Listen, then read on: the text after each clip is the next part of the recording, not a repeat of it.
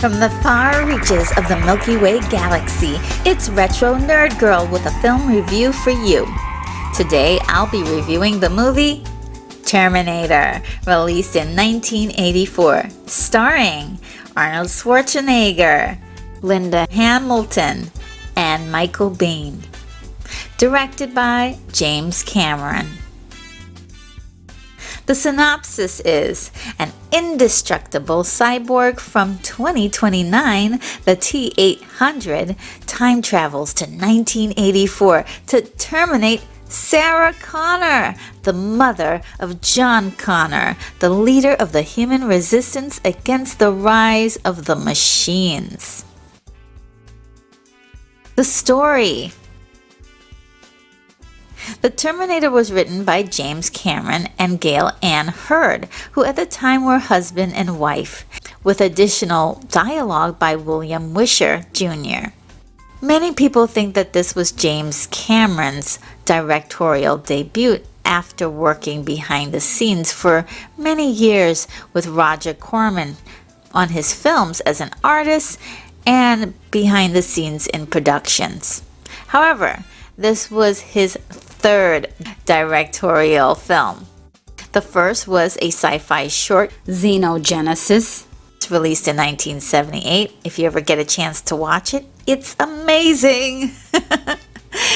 And the second film was actually a feature film called Piranha 2, The Spawning, released in 1981. Now, the idea of traveling soldiers and robots is actually not a new one. It was done before, as seen in the TV series The Outer Limits, responsible for many science fiction noir short stories. Science fiction author Harlan Ellison, who wrote many of the Outer Limits episodes, actually went on to sue James Cameron, claiming that the film plagiarized multiple stories that he had written. James claimed that it was just a coincidence, which is totally possible. When watching the episodes that Ellison wrote, you can clearly see the connections to the Terminator themes, storylines, and even visuals. In the episode Soldier, released in 1964, the opening of that episode and the Terminator's opening look is quite similar. And in that episode, the main characters are sent through time into the past. In the episode The Demon with a Glass Hand, released also in 1964, and I Have No Mouth, I Must Scream, you can see the possible influence of the creation of the movie's ultimate villain, Skynet, the mega computer that is out to destroy mankind. The suit was settled out of court, and prints of the film now acknowledge Ellison, which was ultimately what he wanted. Other influences were The Driver, released in 1978, and The Mechanical Man, released in 1921.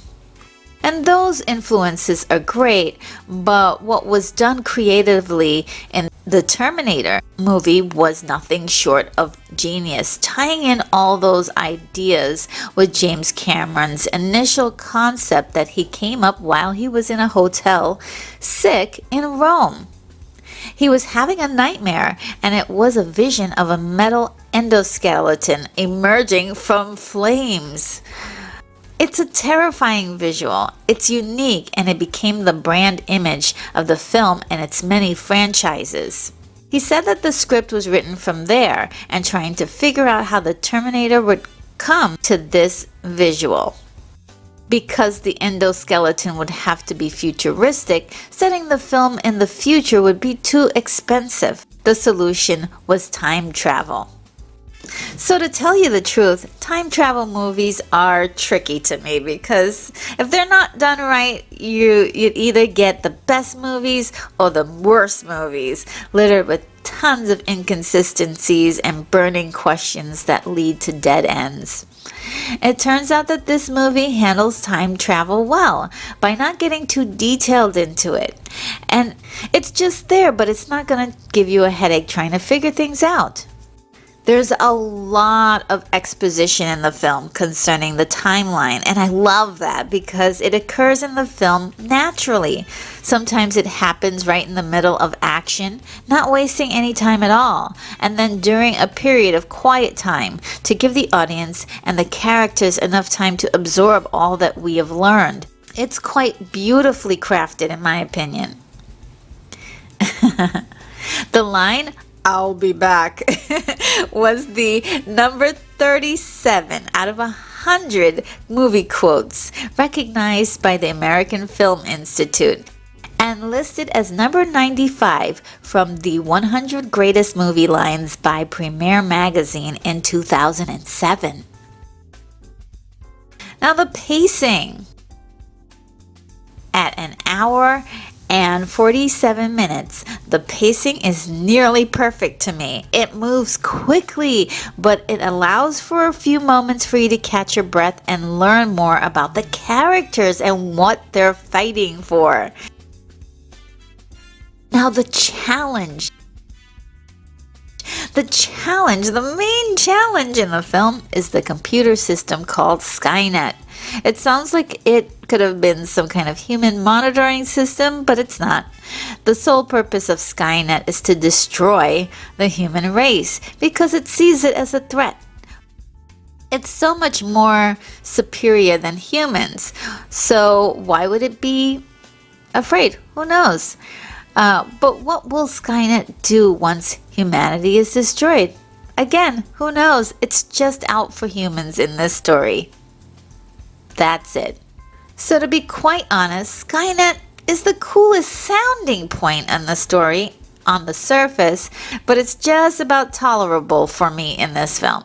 But here's the thing, is that and you take in consideration what happens after this movie, in, say, the next movie after this, which we're not going to talk about too much, then we're getting into the juiciness why Terminator 2 makes this movie even better. Terminator 2 makes this movie even better. But a computer with a limited ability or capability would be quite defensive, like a toaster. And this is explained in the sequel to this film brilliantly. There was a plot point that was omitted from the film concerning the company responsible for Skynet, Cyberdyne, which was cut due to budget reasons, and it might have made the story a little bit too busy. And I could not have agreed more. It was just perfect the way it was. Now, in this story, Skynet wants a leg up on the war against humans, to wipe them out. So it sends the Terminator to kill the mother of the human resistance. Now, even though I think that Skynet is not very smart, I believe that the Terminator that is sent to 1984 to terminate Sarah is very smart at what he does.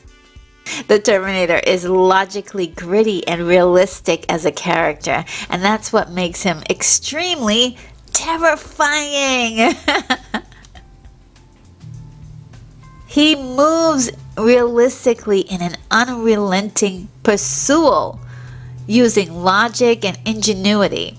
The Terminator reminds me a lot of HAL, the robot featured in the film 2001: A Space Odyssey, released in 1968. Like HAL, the Terminator is also willing to do whatever it takes to accomplish his goals, faking emotions, voicing other people's voices and personalities to get what he wants.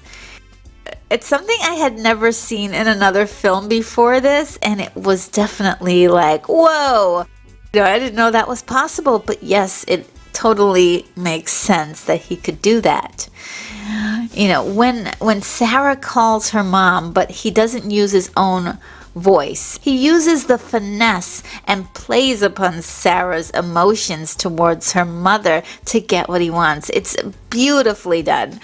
And in today's reviews of movies, we hear a lot about backstories of our villains and how much it's needed for character development in order for you to enjoy them on screen.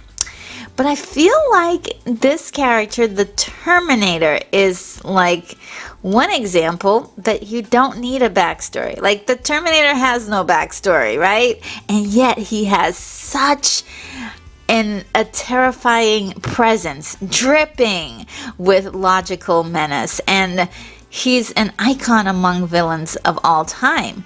We don't need much to enjoy him because as the film continues, we learn how capable he is at what he does and how he adapts. He becomes more extreme and he overcomes his challenges, so you're gonna like, how's he gonna get out of this one? Or they've got, they're escaping now, and then soon as you think that, he just pops up out of nowhere, and it's just beautifully done. I think he's fully developed as a character, because as brutally simple as he is, we understand why he's doing what he's doing, and we're afraid for the people that he considers a threat. So for empathy, wow, the empathy in this movie is off the roof. Okay, we are slowly introduced to the characters. Sarah Connor, who is a waitress when we meet her in 1984, and Kyle Reese, who is a soldier sent by her son from 2029 to protect her. Now, I love the fact that in the beginning of the film, both Kyle and the Terminator are treated in the same way as ominous, possibly sinister characters. In the case of Kyle, he never really hurts anyone, but we only know that he arrives in the same way that the Terminator does, and that creates a lot of speculation about his purpose. Kyle is very handsome, but he looks like a scavenger on the edge of survival. His eyes are all bugged out and they shift a lot. He's like, he's got like a shifty-eyed look. We see him get a shotgun and stalk Sarah. And this is very scary to the audience until we realize that he's there to save her life. What I love about this character is how intense he is when he speaks of the seriousness that they are dealing with. So he's a great match for Sarah, who is nearly hysterical after losing her friends, home, and everything she knew. The biggest character arc in the film really comes from Sarah Connor. She starts out being an average girl who can't catch a break, Even with the Terminator after her, she can't even believe what's happening and still believes in the world that she's always known all her life. She doesn't really suspect much when she simply calls her mom to let her know how she's doing. To her, she's like, okay, well, this really terrible thing is happening, but hey, I should tell my mom that I'm okay. The reality of the situation is much more terrifying. With everything she loses through the film, it's in the last chase scene when she actually takes the wheel of the car and she really takes charge. It's both physical and symbolic. You begin to see that there's a separation between Kyle and Sarah, signifying her independence from his help going forward. It's actually a cool little moment in the film that's really subtle. Then it's she who is the person who terminates the Terminator, signifying her transformation into the Sarah Connor that Kyle Reese has been raving about her being the mother of civilization, if it is to survive. There are many people who have reviewed this film, and we're not happy about the love scene, if you will, that's in the movie, which is a sign of the 1980s, definitely. There seemed to be a love scene in almost every single movie in the 80s, but I didn't mind it that much. And I think that it wasn't really something that was out of place to happen, because for Sarah, Kyle Reese is the only person left for her to trust. He does pretty much everything to protect her without asking for anything in return. So there is like a physical trust that's happening. And from Kyle's point of view, he knows that, hey, there may be a little wiggle room between the time that the Terminator finds them, so he can let his guard down just a little bit. And, not only that, he's crazy about her. He's always been in love with her. If you notice, she's the one who really makes the move on him, and he goes along with it because unknowingly he has been conditioned to love Sarah from the picture that John Connor gives him. The technical aspects. Technically, this is where the film really excels to tell the story, but it also falters with a few innovative moments for 1984, but not so much for the present day. Stan Winston did the makeup and the creature effects, and they're pretty shocking and impressive for the time. No one had ever seen anything like it, and I don't think anyone had ever dared to try. There were several puppets made. The endoskeleton Terminator, made of real metal, had a full standing unit, which took nearly a year to make. And it had an upper body portion, and it's probably one of my favorite puppet pieces in the bunch, and the way it's used in the film. And it had additional arms and legs for close-up details of the Terminator walking and grabbing things. The puppets for the Terminator with skin is where the film really took its biggest risk. And again, at the time it was amazing to see. Now it's really dated the film. There was an arm puppet that featured all of the inner workings of the Terminator arm, and that is a fascinating sight right there. In the scene where the Terminator performed surgery on itself to remove a damaged prosthetic eye, there was a puppet created for the Terminator's head with a missing eye, which took 6 months to create.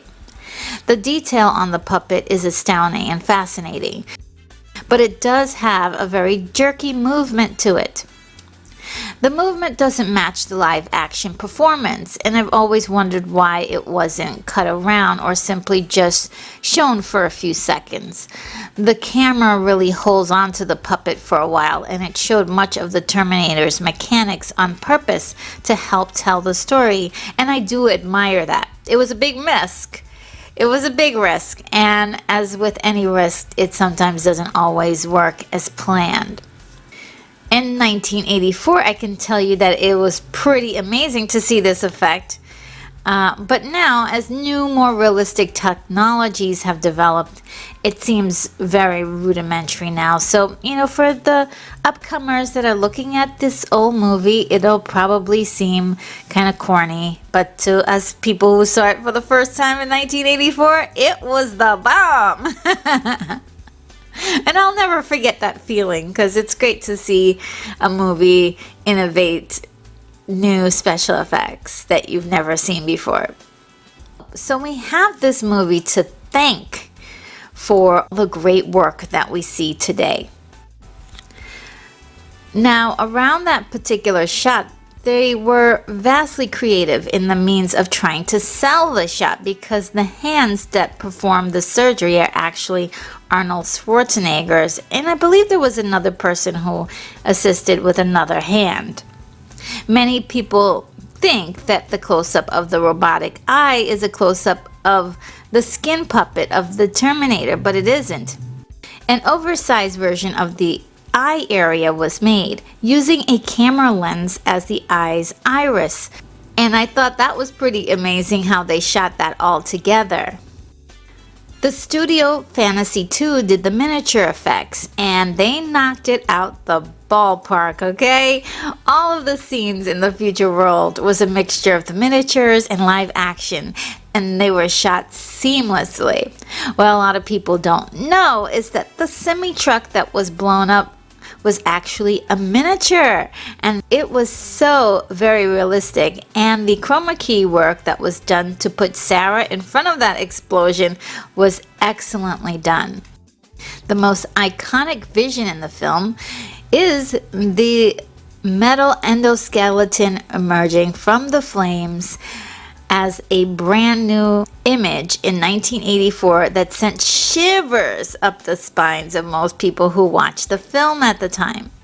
The last scene of the Terminator dying is just 2 planks of foam core painted and tinfoil for the metal Terminator and a light bulb for his eye.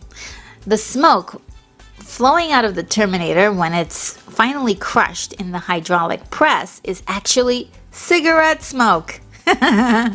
Low budget effects with a big effect on screen. I love it. I love hacks like these. Now, the body bag that Reese was put into at the end of the film is actually a suit bag that was owned by James Cameron. The fog in the scene after Sarah and Reese leave the bridge where they spent the night is actual residual bug spray at the filming location at the time. That couldn't be good for them, but hey, you know, Hollywood. You have to do what you have to do, you know?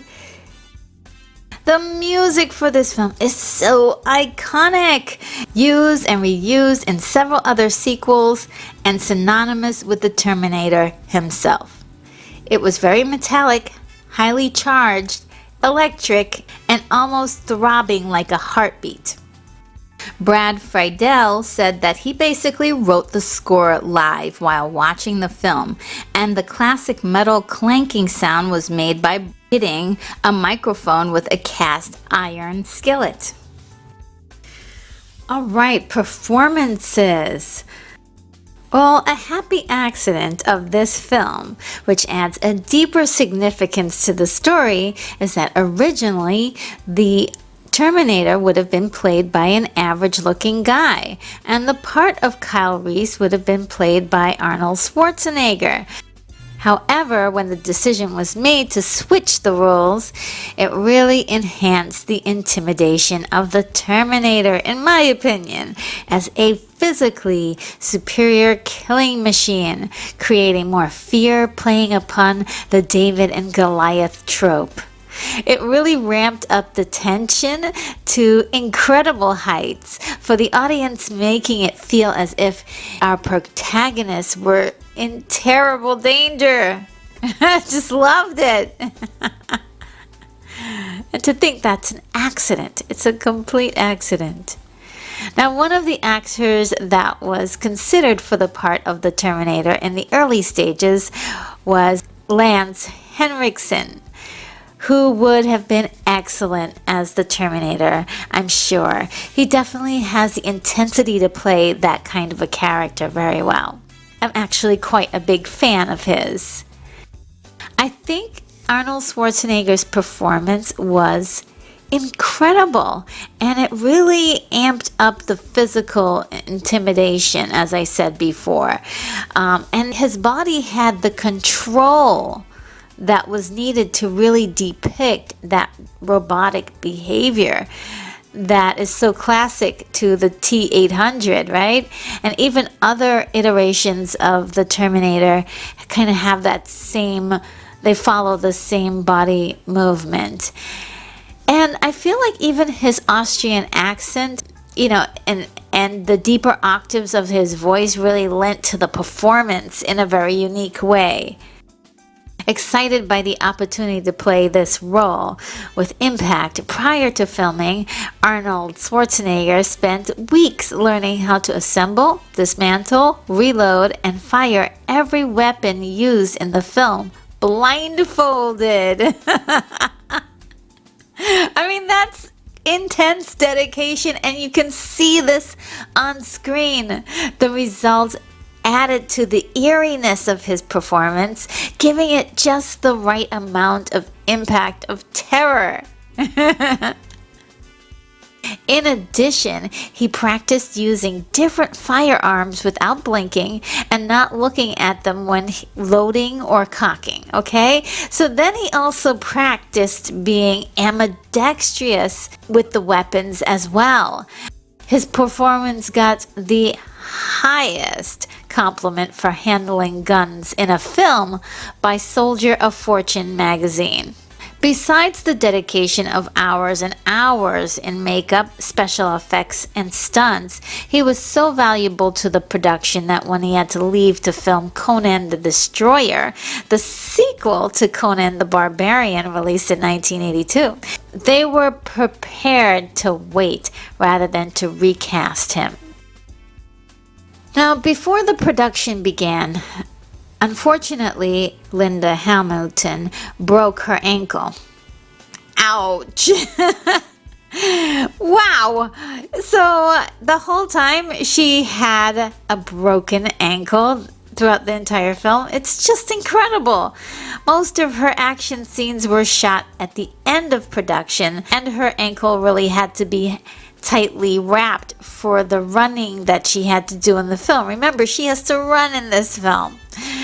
She was happy and cheerful when her character needed to be, and hysterical when her character needed to be. You know, there was something so very natural and so very believable about her performance as a woman who had just had her world like ripped upside down and stacked with the knowledge that everything around her would be destroyed in just a few years. So it was a heavy load for her character to bear, and I feel as if she conveyed that correctly on screen very well. Very believable. Now, as I told you before, Arnold was going to play Kyle Reese, but can you believe that Michael Biehn almost didn't get the role of Kyle Reese because in his first audition, he had a southern accent as a result of working on a part for a stage production of Cat on a Hot Tin Roof. Thank goodness he was called for a second audition. His performance in the film really sells it. His performance was just not just spot on because of all of the exposition he had to tell, but it was his emotional conveyance of that information. He is so intense, wide-eyed, and serious. He makes the audience believe that he's really Kyle Reese from the future. It's just incredible. What an incredible performance. Now, the best part of the film. The best part of the film for me is just pretty much everything. I just love this film so much. So it would just be pretty much a play-by-play of the entire film from beginning to end if I told you my favorite part. The ending. For me, the ending was powerful, packed with lots and lots of realizations. Sarah Connor is driving off into the future, literally, in the Jeep, where she delivers John Connor, who then sends Kyle Reese back to 1984 to save her, to become John Connor's father. I mean, oh, it's beautiful. I just love it. It's a loop that continues over and over for all time. It's romantic in a way. The romance element of this story is really a subtle thread that kind of like holds it together. If these guys don't get together, John Connor doesn't live, you know. He doesn't get to exist. When you see the Polaroid that John gives Kyle, we see this near the beginning as it pays off at the end of the film. You know, this Polaroid picture is a very key element to the film. It's tragic and it's beautiful, and I absolutely love it. Now, my enjoyment. There's a lot of people who say that this is essentially a horror film, and I kind of agree with it. But, you know, I'm not a horror fan.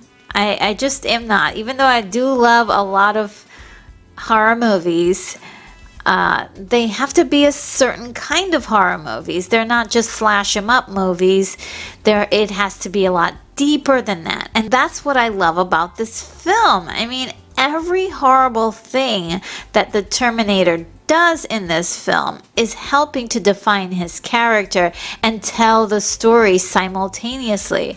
Every action in the film makes sense in the story, and the world of the Terminator is actually being set up to create this story that Kyle Reese brings with him to the past. It's a very unbelievable scenario, but it's so juicy, you know, in my opinion.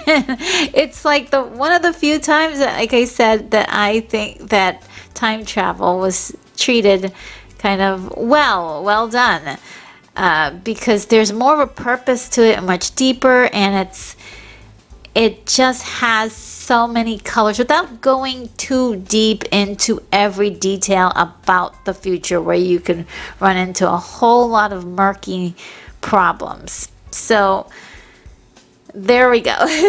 Now, needless to say, you've probably been hearing me just fawn over this movie, and in other videos I've talked about this being my favorite movie, and it is my all-time favorite movie. There's room for another movie to come in and kick it off its mantle, but for right now, this is my favorite movie.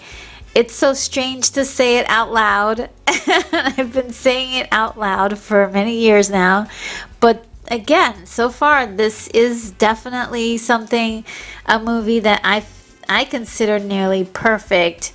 And though the special effects is probably the one area where it's dated, it was still so very innovative for its time. And it was so inspiring. My rating is a 9.8. Well, that sums up my review. I hoped you liked it. This is Retro Nerd Girl signing off.